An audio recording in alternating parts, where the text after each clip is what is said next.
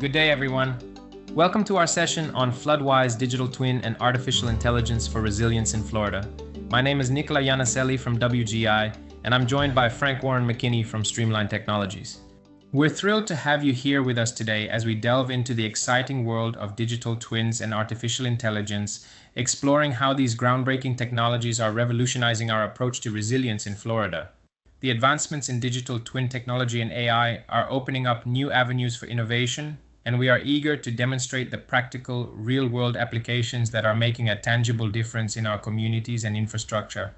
Our aim today is to move beyond buzzwords and provide you with a deeper understanding of how these technologies can be harnessed to enhance the resilience of our environments.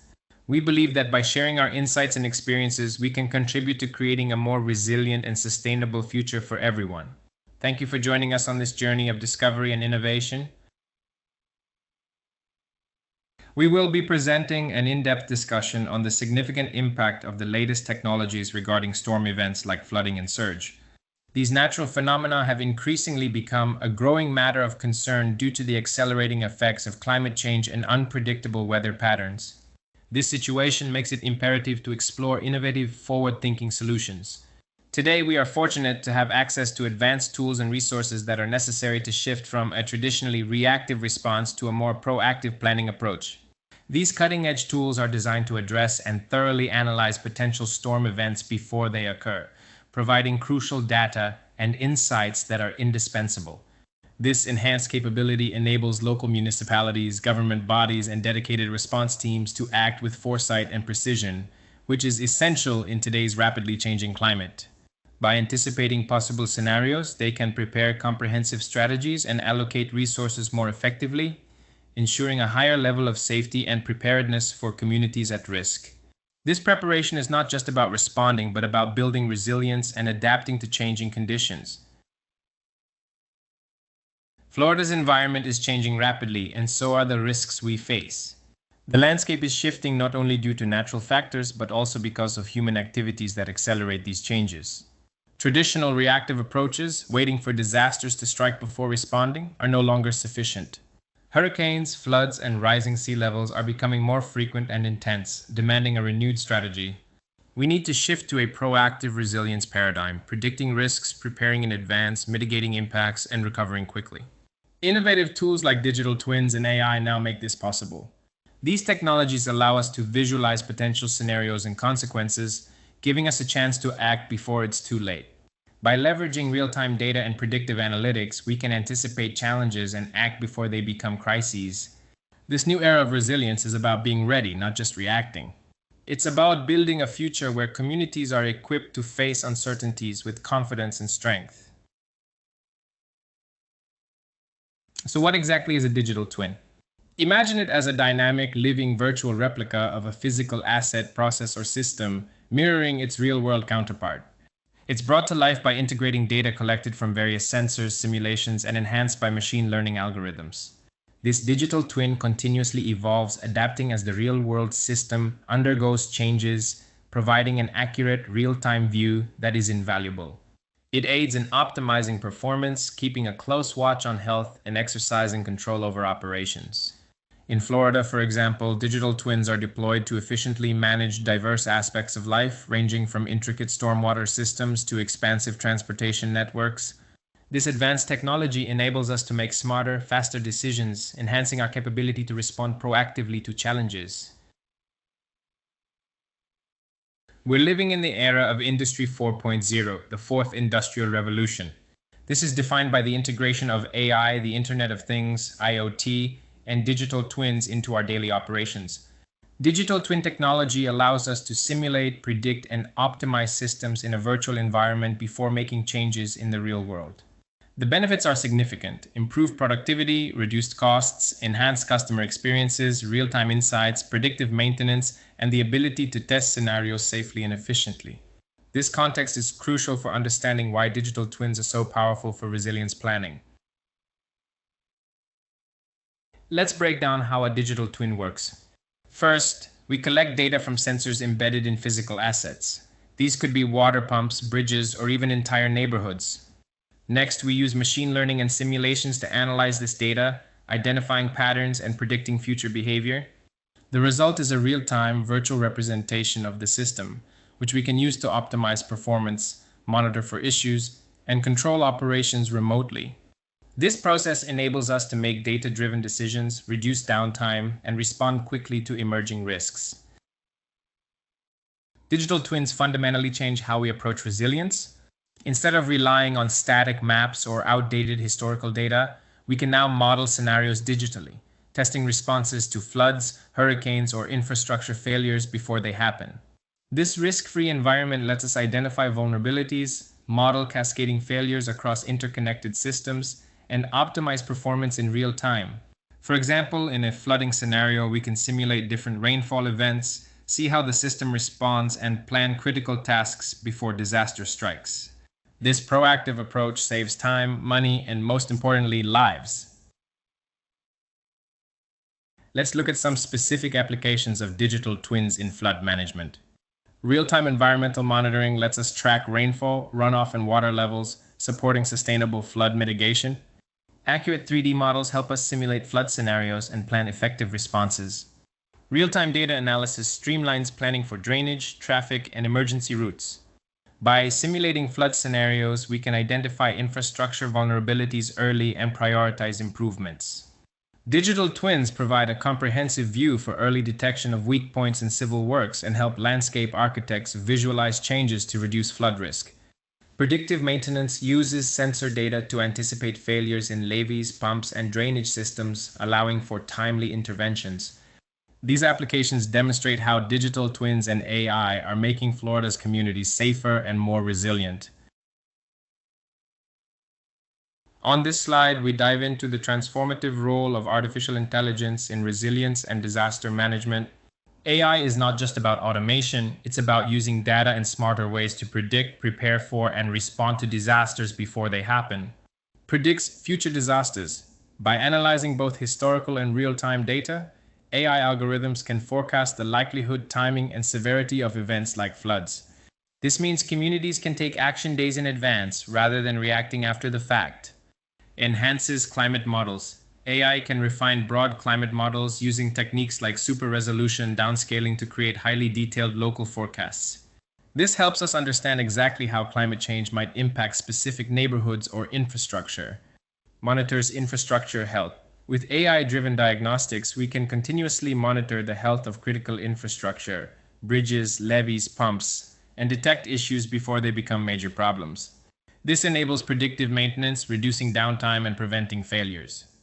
Optimizes resilient design. AI can analyze which green infrastructure solutions or building materials are most effective for a given area, helping us design more resilient communities. Improves resource allocation. During emergencies, AI analytics help officials deploy resources, like rescue teams or supplies, where they're needed most, improving response times and outcomes. Refines emergency plans. By simulating disaster scenarios, AI and digital twins can test emergency response plans, identify vulnerabilities, and ensure a more coordinated response when a real disaster occurs. Powers educational tools. AI-driven education tools can empower communities with information on how to prepare for and respond to emergencies, making everyone more resilient. The key takeaway is that AI, especially when combined with digital twins, is a game changer for resilience planning and disaster response in Florida. Florida faces some of the most profound climate challenges in the country, intensifying hurricanes, devastating storm surges, and complex flooding events. The old ways of planning and managing our communities simply aren't enough anymore. Unique vulnerabilities, our state's geography and climate make us especially vulnerable to compound flooding and extreme weather. Need for a revolution? Incremental improvements are no longer sufficient. We need a revolution in how we plan, build, and manage our communities. Digital twin technology, digital twins, especially when powered by AI, represent this revolution. They allow us to model, simulate, and optimize our infrastructure and emergency responses in ways that were never possible before. From theory to practice, this isn't just about new technology for technology's sake. It's about using these tools to make real measurable improvements in safety, preparedness, and resilience for all Floridians. As we move forward, embracing digital twins and AI will be essential for protecting our communities and ensuring a resilient future for Florida. Yeah, so Nico is talking about where we could go. I'm going to kind of focus on where we're at now with our system, which is FloodWise. And feel free, again, if you have any questions while I'm going through the slides, that's perfectly fine. I can address them as we're going through the slides. When you first want to ask a question, that's perfectly fine. But I'm going to talk about our system, which is helping make communities more resilient. And it's letting us be proactive during these events as opposed to being reactive, which is what we've have been in the past. And we see now we're getting impacted by storms more frequently. Rainfall is becoming more intense.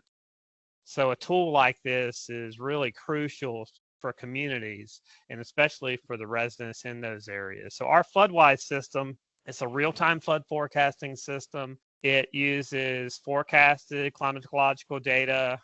We run it through a physics-based model. There is some AI and machine learning components with some of the data development. And then that physics-based model will go through a series of calculations, calculating flood stages and flows, where we can use that information to visualize flooding on an outward-facing dashboard. And it's really empowering these communities to help them be prepared and use this as a tool to make informed decisions during these events. And the hope is to reduce the impact, or at least mitigate the impact to people's lives and resources, and also help with recovery effort with the emergency response.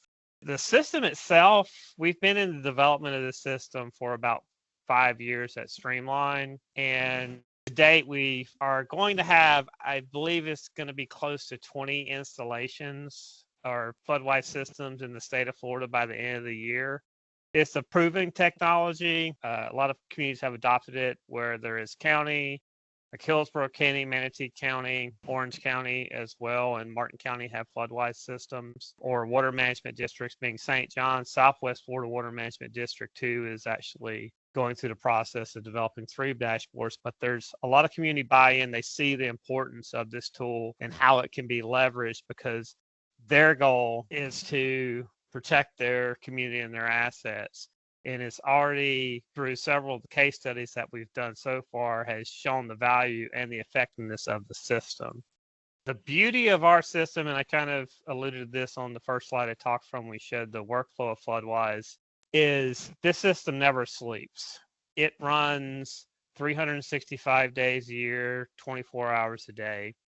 We're always calculating flows and levels for our forecast. And we realized with the physics-based approach that having, let's just say, if there's a lake elevation that's 80, is at 80-foot elevation versus 70, can have a huge impact on the flooding extent prior to the storm impact. So that's the beauty of our system. And we're constantly running the simulations, and we're posting that information on our outward-facing dashboard for our users. The FloodWise system is comprehensive in that we can take into account compound flooding impacts. Compound flooding, a lot of you are probably already familiar with it. It's where you have 2 different flooding sources. Everyone's familiar with the rainfall-driven flooding, especially us in Florida. We're also very familiar with tide and surge flooding.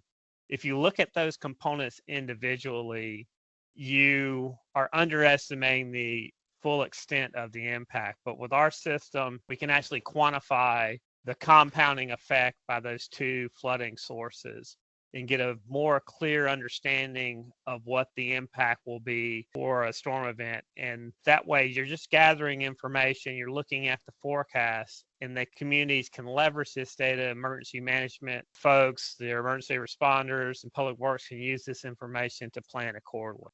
With the forecast, and again, we're just looking at information, we can take that data, we can pinpoint evacuations and see where there could be possibly road closures and develop alternative routes. You can determine if you're going to impact any critical assets or facilities for, say, a utility department. I have an example in a later slide. Okay, so you can use the information to accelerate recovery efforts. You can see how high or the extent of flooding in a certain area, but you can also determine how quickly the floodwaters recover. So you can strategically place recovery crews in staging areas to access areas that are accessible in a thoughtful way. And again, the whole point of the system is to be able to, one, protect the community and resources, but also help people recover and get back to their normal life prior to these events. And we know it takes some time to the cleanup and recovery efforts. So again, with this system, we can forecast since it's a physics-based system, you can forecast the extent of the flooding as well as the duration, which is really important. That's the beauty of it. And leverage that data to prepare prior to the event. And then during the storm event, you can actually develop a plan to begin the recovery effort. And you can safeguard the coastal communities as well as inland communities leveraging this tool. Let's talk about one of the case studies. And this is Hurricane Ian. If any of you are in Central Florida, I actually live in Central Florida, and I remember Hurricane Ian very well. There was extensive flooding. This is a case study in the Orla Vista neighborhood, west of downtown Orlando. What's unique about this location is that the watershed or drainage area that drains to those three lakes is landlocked. The only way the water levels in the lake can recover are via pump station. It's a known problem area for the county, and this is one of the first flood-wide systems that we developed. The county or our users, how they interact with the flood-wide system is with an outward-facing dashboard. And the dashboard itself signifies flood risk based on what we refer to as flood risk points, which you see on the screen. We use a pretty simple color coding system. Green is good, meaning there's no flooding. Orange is you should have a little bit of concern. There's shallow flooding. And red is there's deep flooding. So it's above the finished floor, it's in the house, a roadway is flooded to the point where it's impassable. So it's really intuitive from a visualization standpoint to see where the flooding occurs. The county actually leveraged this system during Hurricane Ian because it was operational to issue a voluntary evacuation for the area. Which was one of our success stories because they were able to notify residents of the imminent danger because of the flooding, and those who chose to evacuate did.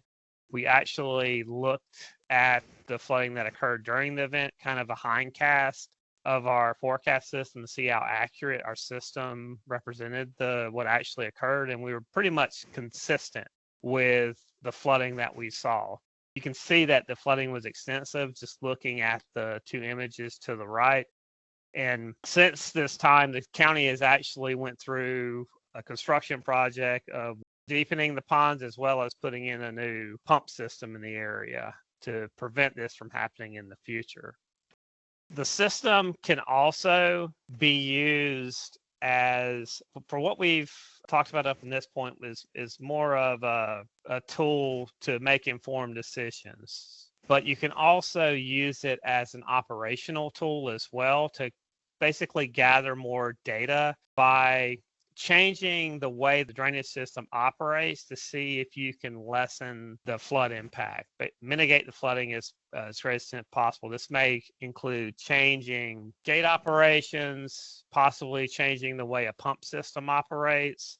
You can also run simulations where there's a different rainfall amount that's occurring. Let's say that the national forecast shows that there's going to be 6 inches in a particular area, but there's local information that indicates it could be upwards to 8 to 10 inches. You can run that in our system to see how the flooding will change in that instance. Again, just gathering additional information. The goal is to get as much information as possible so you can make the appropriate actions during these storm events. So this is an example in Orla Vista that since they have a pump system in place, they can actually go into the dashboard and launch. We call it a what if scenario, but it's labeled as an alternative on our dashboard.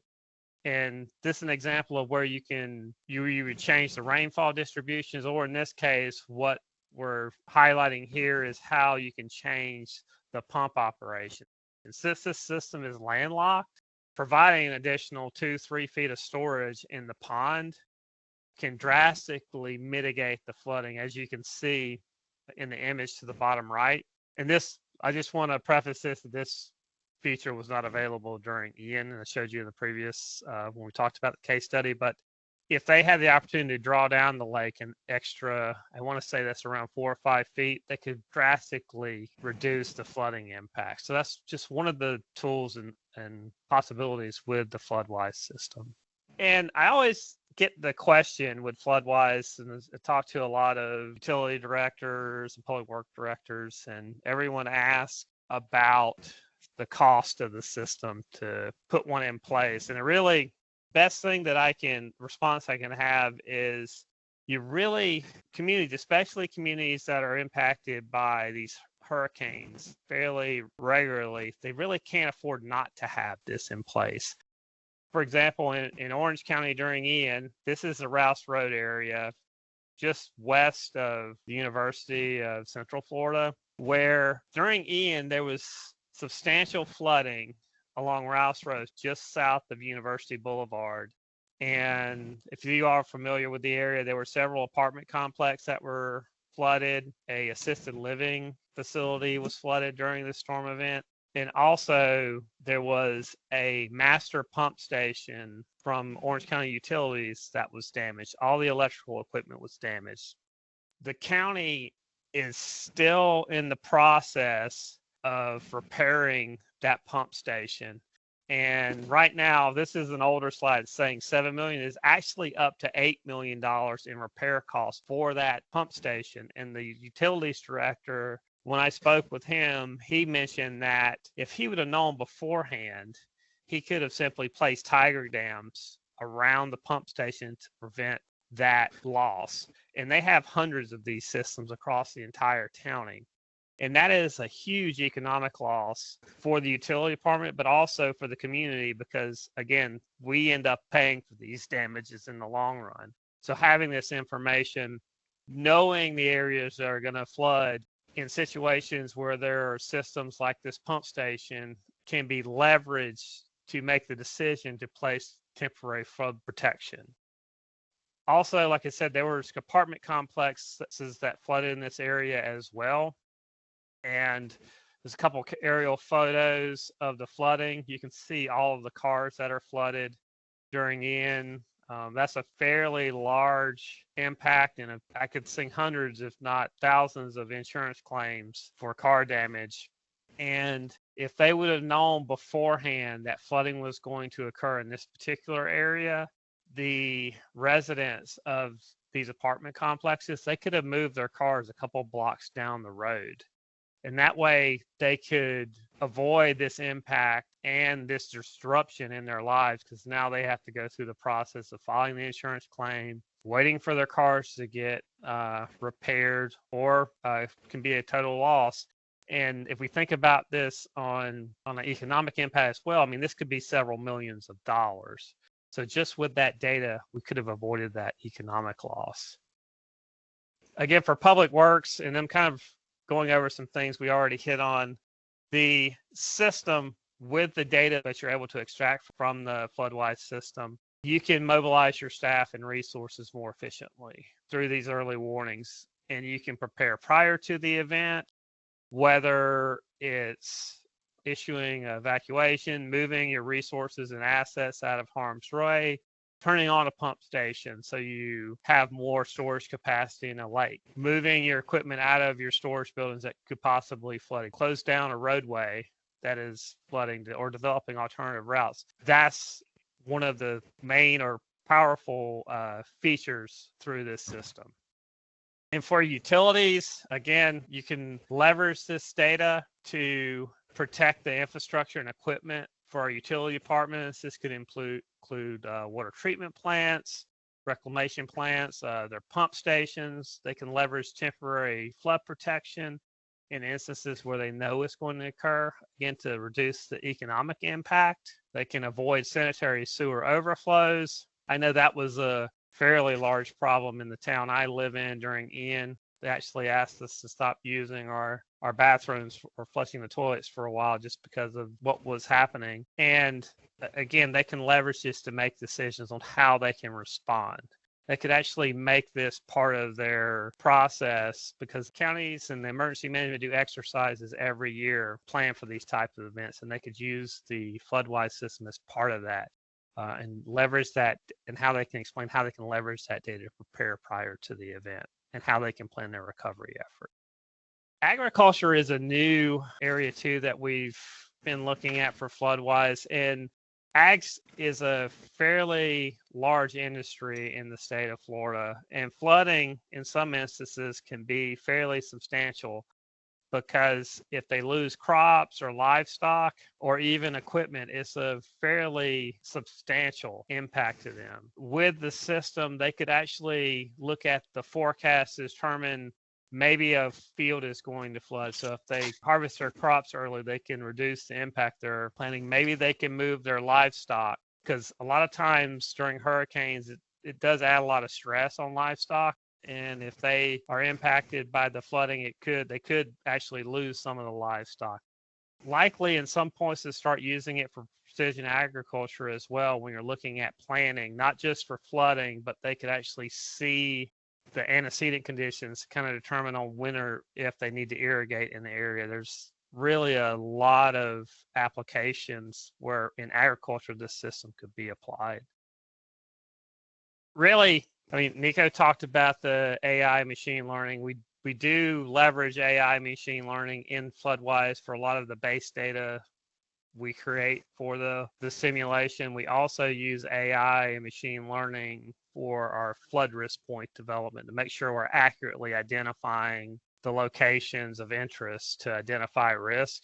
So we talked about all these technologies. Nico was talking about the AI and digital twin, and I went through and talked about, or went over where we're at now. I think both these technologies together, with Streamline, with our flood forecasting technology and our H&H model expertise, and WGI with their geospatial capabilities, being able to build the digital twins to really capture reality, leveraging that data really can help communities be more resilient and have a better understanding of how the storm events are going to impact their community.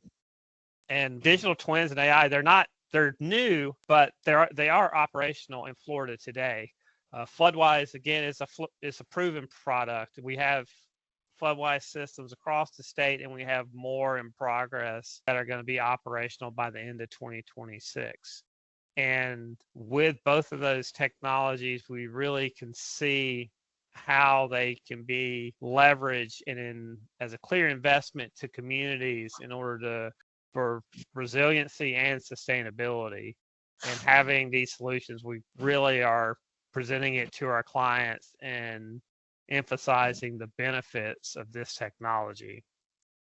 I know a lot of questions arise on cost again, and there's quite a few funding opportunities for these types of projects, especially in terms of resilience. There's grant opportunities specifically for FloodWise in order to implement these data-driven tools, again, to make communities more resilient. And we've actually, for FloodWise, the St. Johns River Water Management District in particular, secured a Florida resiliency grant to develop a FloodWise system for the Middle St. Johns Basin. And with that, I'm just going to end it here, and then please feel free to ask any questions. And I'm going to leave you with these questions as well. And this is what we discuss over and over again when I meet with communities and engineers and even commissioners, is what challenges are you facing right now in terms of flooding and being resilient, and how can our system help you improve how you respond to these events? There's always a question on the data needs to develop a system like this. If there's an existing H&H model, it's fairly straightforward to integrate and develop a FloodWise system to leverage for your community. And with that, I'll just end it there. And if you have any questions, feel free.